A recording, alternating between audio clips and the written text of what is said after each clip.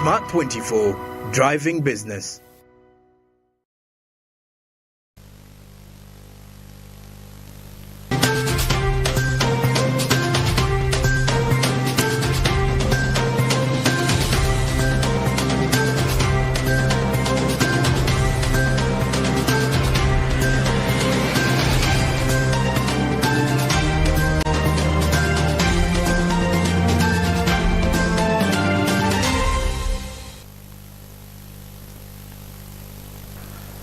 All right, we'll be back from the break and let's continue with more business. Today, I'm still Jerome Sonko with Winnie Buyinza Nakalchi on sign language. Now, let's look at gender equality and equity budgeting within the government. Now, government is pursuing gender and equity responsive planning and budgeting as a tool for fostering inclusive growth and development.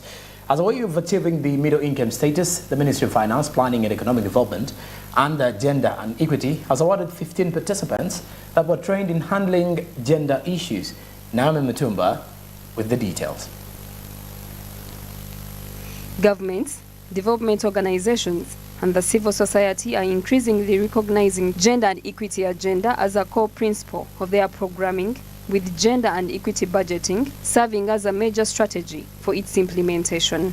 For tackling gender and other types of social, cultural, geographic and economic inequities, gender and equity budgeting acts as a strategic entry point, an effective strategy to translate public policy into investment and service delivery is to draw attention to public resource allocations for gender and equity and to make sure that initiatives and planning are an integral part of budgetary decision-making processes within the government.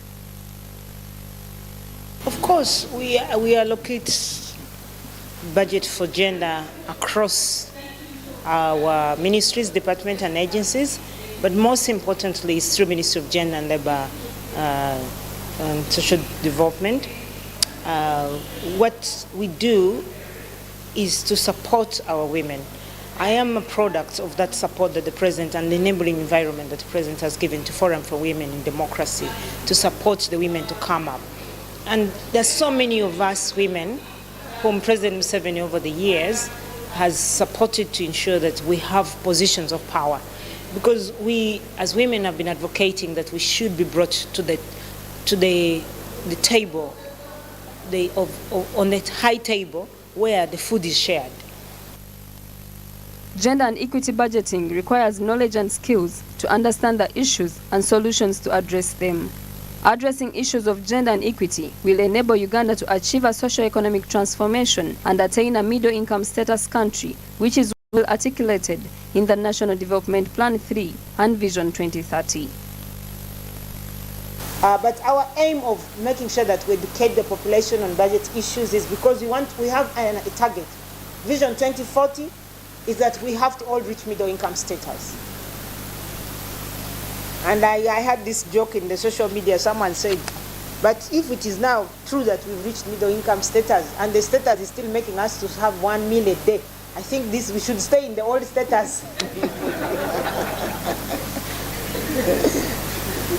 And I'm like, why are they saying this? Because the thinking of middle income status is that all of us shall dress decently, we shall have decent houses to sleep in, we shall have enough medical care. Isn't it? Addressing issues of gender and equity in budgeting would enable us to achieve a socio-economic transformation, attain a middle-income country, which are well articulated and national, which is well articulated in the National Development Plan 3 and Vision 2030. As I came in this afternoon, we are having a small discussion, and the officers were saying the action which was done recently by the Prime Minister to ensure that a widow with about 6 kids got justice is one of the key issues which we need to do practically, much as it may have not been budgeted for, but I think in one way or the other, we need to instill this into our leadership as well, such that issues can be driven down or up.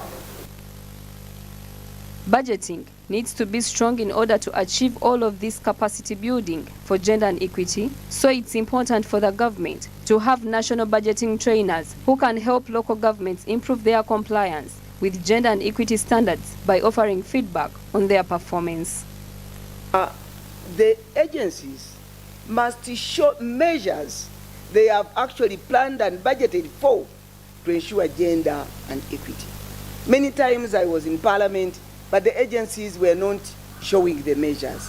And to Minister of Finance, we would like to see when you are giving the certificate, each agency must be showing us what measures they have put in place to address gender and equity. And why I'm asking you, the trainers, read the Treasury instructions. The Treasury instructions actually operationalizes the provisions in the PFMA, but they are very specific about the roles of different agencies. The gender and equity budgeting process was initiated in 2004 by the Ministry of Finance, Planning and Economic Development by distributing a budget circular that serves as advice to the local governments.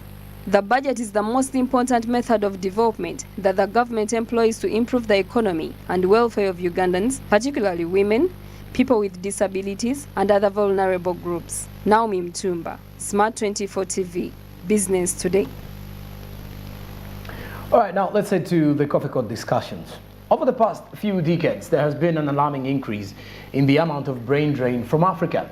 After a certain amount of time working for the institutions, there is a significant rate of skilled labor migration to other nations, and through the causes are not entirely evident if you're to look at that. This movement is primarily felt in the health sector, where 30% of the medical doctors who graduate from medical schools each year leave the country to go and work abroad, leaving the nation in desperate need of knowledge. Today in our coffee court, we discuss the effects of brain drain and its solution to a country like Uganda. Fred Makuya with the coffee court.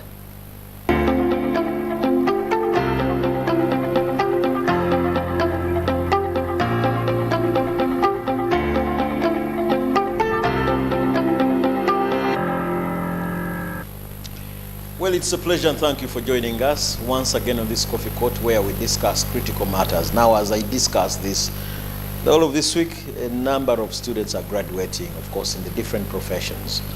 The fundamental question we ask ourselves that, do they find employment after they've graduated? Some of them end up, of course, getting out of this country as a manner or as a strategy, which we call labor externalization. And many times, if government has invested thousands of money, it never benefits from the graduates. Many of us call this brain drain. So how do we deal with this, and how do we address such an important issue like this in this country? Joining us to discuss this is Executive Director of MTAC, Mr. Soteri Kalanzi. Mr. Idi, thank you for joining us. Thank you. It's a pleasure to host you, and I'm glad to have you here. Yes. Universities have increased, maybe 32 of them. What does the increase in university dictate in a country like Uganda, where we are now? Well, thank you for this important observation. The increase in the number of universities in the country is a positive step. The increase is influenced by the proven demand by the different clientele. And universities do not exist only for the traditional students offering different kinds of programs, but they also exist for research and innovation. So for me, when you talk about an increase in the number of universities, it's a positive step in the right direction, but also improves the ease of access to university education, which is very, very crucial in human development. Okay. But what should be the goal of education at the end of the day, since you are in this field practically? The goals of education should be transforming livelihoods, transforming people into productive beings, that someone who has attained education can think, do, and produce something, produce a product that can be helpful to humanity. Okay. Yes. So, of course, this discussion, if we say universities have increased according to maybe 32 universities, but many of these just a handful are able to find employment. What does this mean? Yes, you're talking about the people that come out of the university. The idea is that by the time I get out of the university, I should be employable. Now, employable means you have got the required skills. So you have got the required skills, but there is also the available opportunities for you to be employed. Okay. So you could get out of the university when you are employable, but the opportunities are not forthcoming. But you can also get out of the universities, and this is the biggest cry that I've been getting from the society, when you are not employable. You have got the skills, but they do not match the industry demands. Now that comes about if along the way, the tuition providers, in terms of the curriculum development process, they do not adequately consult the industry sector players so that the kind of products they push out to the market address the skills demands out there. But I also know institutions world over undertake curriculum reviews almost every 3 to 5 years.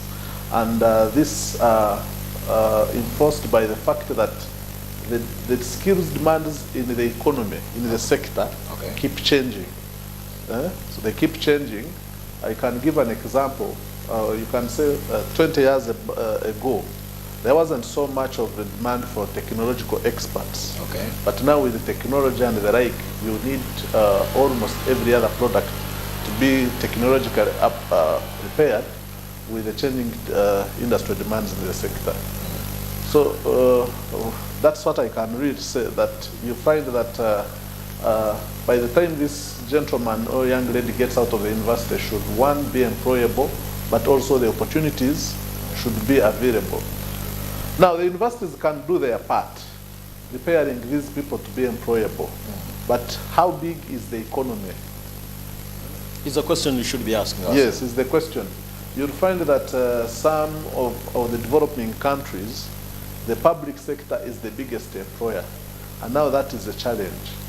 It becomes much easier if the private sector is the biggest employer. The private sector is involved in the establishment of industries, factories, that would ideally accommodate these graduates that are coming out of, that are being channeled from the different institutions. Okay. So if you find scenarios where the public sector is still the biggest employer in administration and the like, then chances of high unemployment rates are going to be there.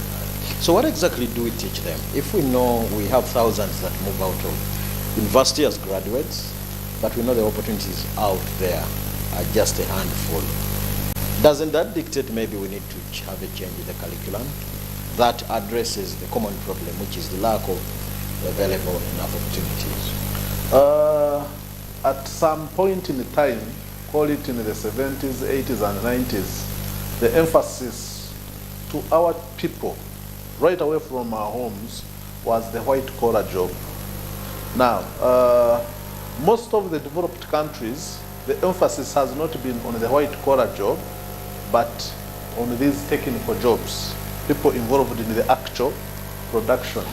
So there was this negativity that was promoted towards the vocationalization of education.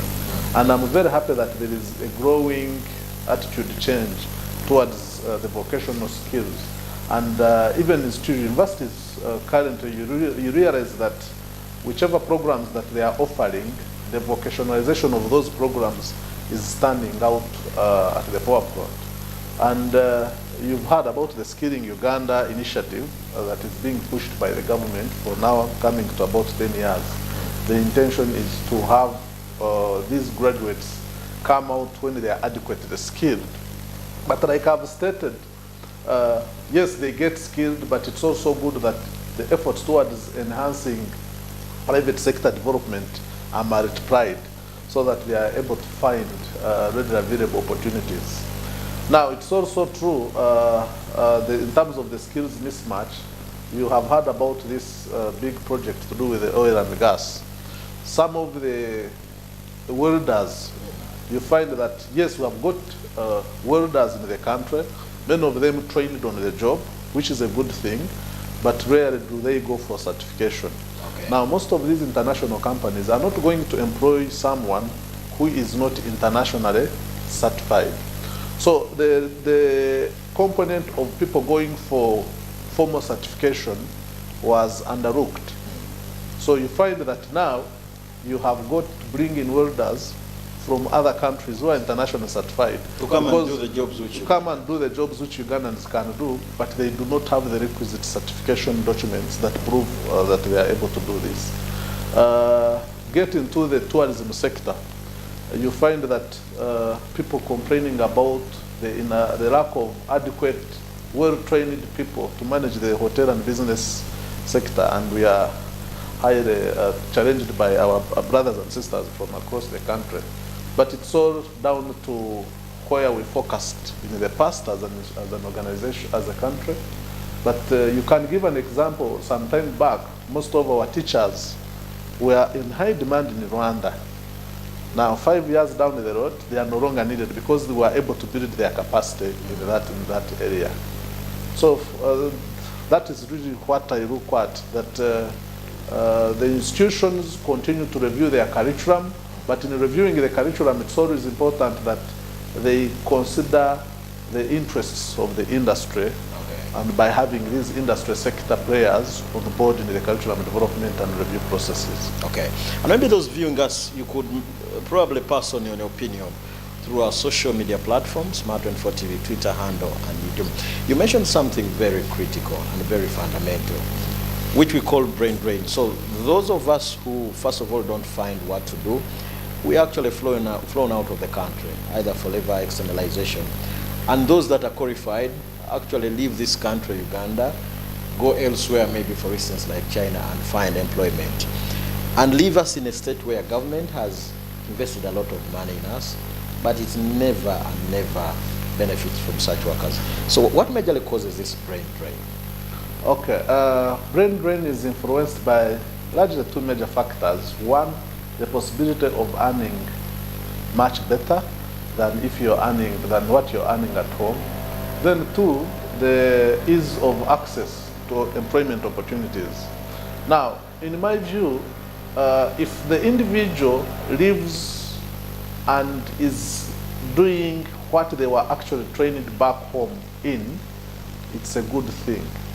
But it's one thing, one having a medical degree, for instance, in Uganda, and is taken to China and is serving as a cleaner. For me, that is where the biggest challenge would be. Are you saying it's not possible in China?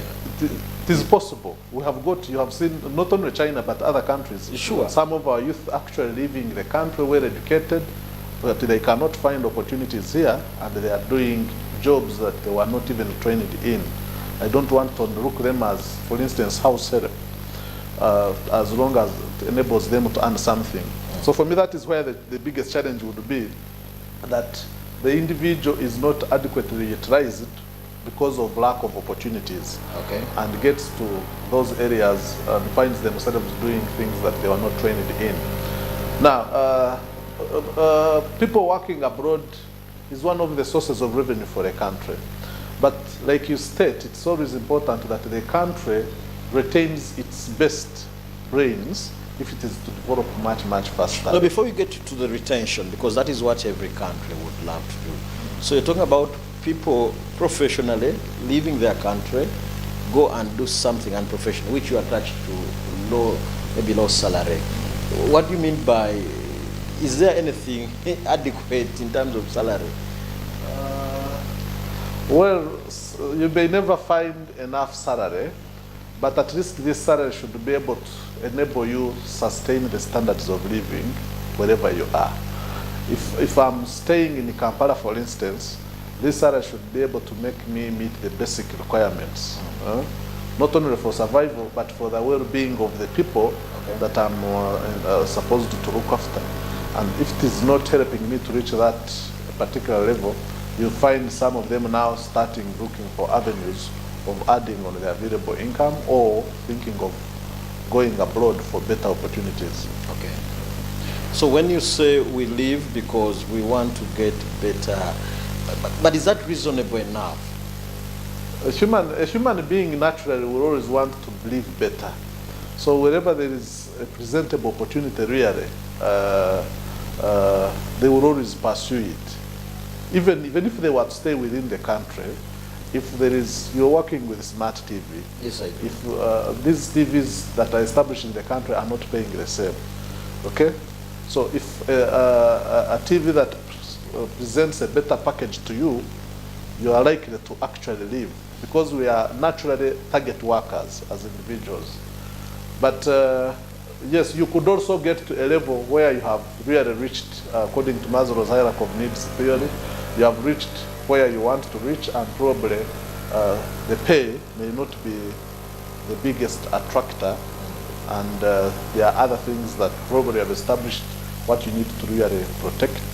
Also, maybe the family challenges and family opportunities, and those may actually influence the kind of decision that you take of either staying or moving abroad. Maybe my next area of probe would be, what is it when you bring in the Abraham Maslow's theory, before you get to the level of self-actualization, what do exactly workers need? Because you seem to be saying there must be a driving factor that takes me to where I should go. What do workers basically need? We begin with the basics, but by and large, the ability to look after oneself, your interests first as an individual, and then those that call them beneficiaries. Maybe you have children, maybe you have siblings, maybe you even have that philanthropic heart of helping others. So if you are able to sustain those that you are interested, you are looking up to, then for me, that is the basics. And once those have been achieved, then you can start thinking of other things that Maslow talks about. Okay. So how does this affect the country? That you invest thousands, billions and billions of money, definitely of course through Ministry of Education, and simply people fly out of the country. What effect does this have? Like I stated, you have trained different professionals, so you want them to serve the country in terms of helping the country in different fields. So once they leave, there is always a gap. There is always a gap, but also in their departure, there are always opportunities.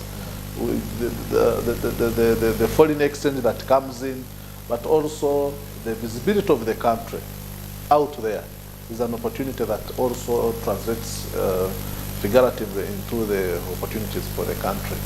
But by and large, in terms of outputs at different sector levels, you want the best brains there. Okay. Yeah, so if the best are leaving, in whichever sector really, you always have challenges, and probably you also start thinking as a country of bringing in expatriates, because the ones that would have adequately helped are not there. Which sectors are mostly affected by brain drain in this country?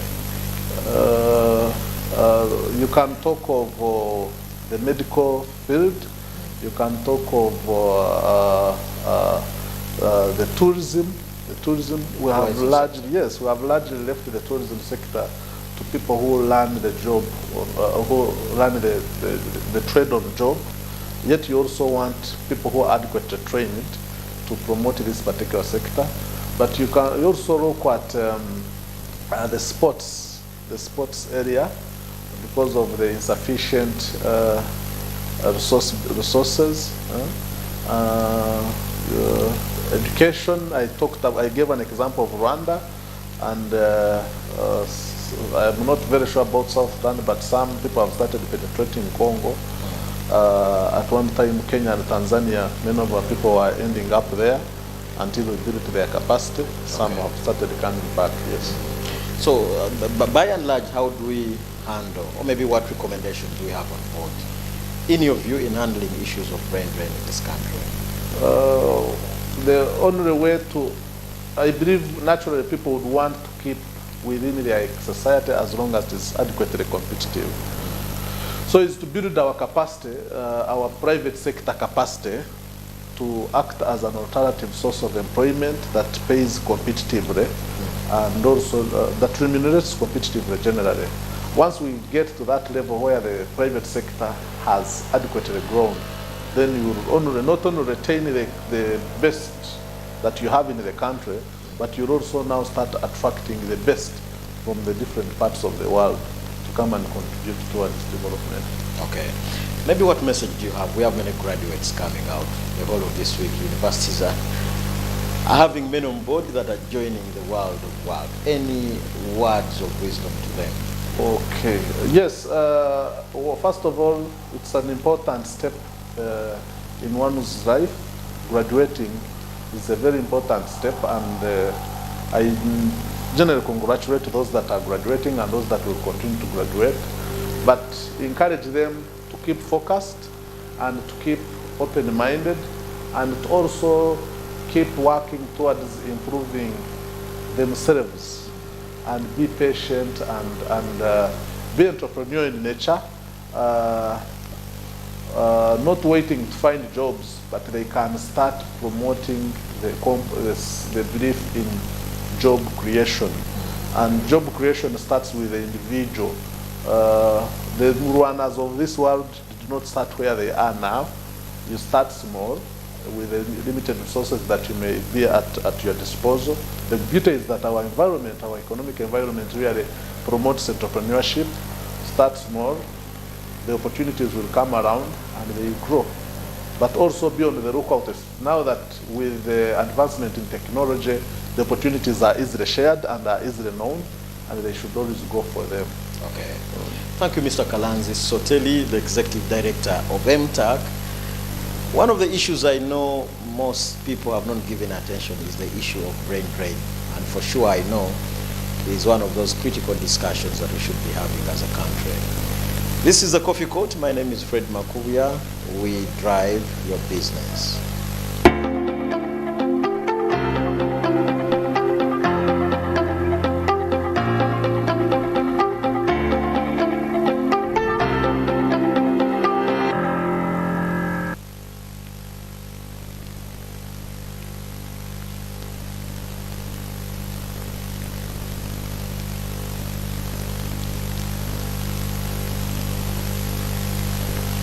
Coachy on Sign Language.